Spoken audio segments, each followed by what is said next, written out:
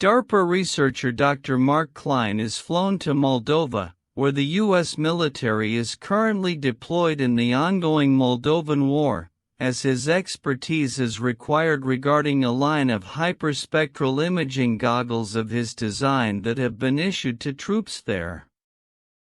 After arriving at a U.S. military airbase on the outskirts of Chisinau, he meets with General Orland and CIA officer Fran Madison. He is shown footage captured by the troops' goggles of a mysterious, translucent, humanoid apparition that kills almost instantly. Knowing it is not interference, Orland wants Klein's expert opinion before forwarding the findings and footage to his superiors. Conversely, Madison believes the sightings to be members of the insurgency wearing an advanced form of active camouflage and has orders from her superiors to retrieve a sample. To get a clearer shot of the anomalies and identify them, both Klein and Madison are sent into the field with a team of Delta Force operators, who are being sent to find Utah team, who went missing the day before. To capture a better image of the apparitions, Klein mounts a large version of the hyperspectral camera onto one of the armored personnel carriers. Upon arriving at the location and discovering all of Utah team has been killed, they are ambushed by the apparitions, who, being impervious to small arms fire and explosives, inflict heavy casualties before the soldiers retreat. When their vehicles are rendered inoperable by landmines, the group takes cover in an abandoned factory, where they find two children barricaded. The apparitions attempt to follow them but are stopped by a barrier of iron shavings. The children share that their father scattered the shavings to protect his children before he was killed.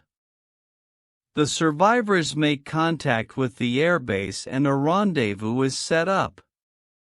Klein modifies the hyperspectral camera, turning it into a large searchlight, which enables the group to see the apparitions without the need for goggles.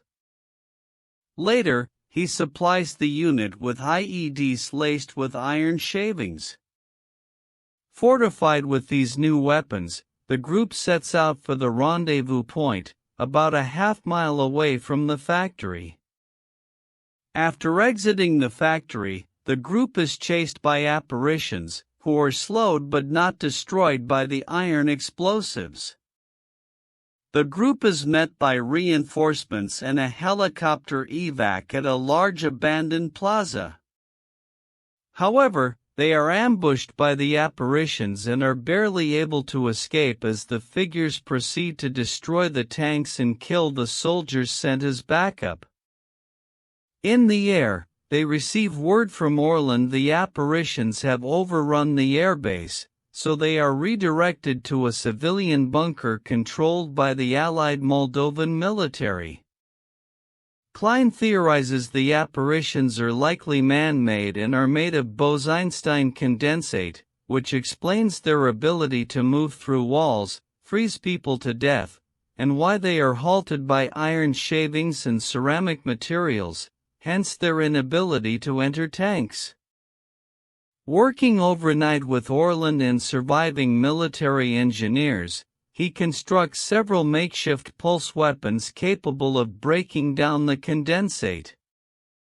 The next morning, the remaining American soldiers are armed with the weapons and sent to a power plant in the center of the city, as Klein believes it is the only facility capable of generating the power needed to create the condensate. While the soldiers mount an offensive on the roof of the plant, Klein and Madison discover a recently abandoned laboratory inside. They deduce that scientists, working in weapons research for the former regime, were scanning humans on a molecular level and using advanced 3D printing to replicate them in condensate form. The human test subjects' brains and central nervous systems were then removed and hooked up to a central machine which keeps the condensate copies or apparitions alive. Before the apparitions emerge victorious in their battle with the soldiers, Klein activates a failsafe system, which deactivates the condensate apparitions. Believing that whatever level of consciousness remaining is in pain, he unplugs the human remains from the machine, finally giving them peace.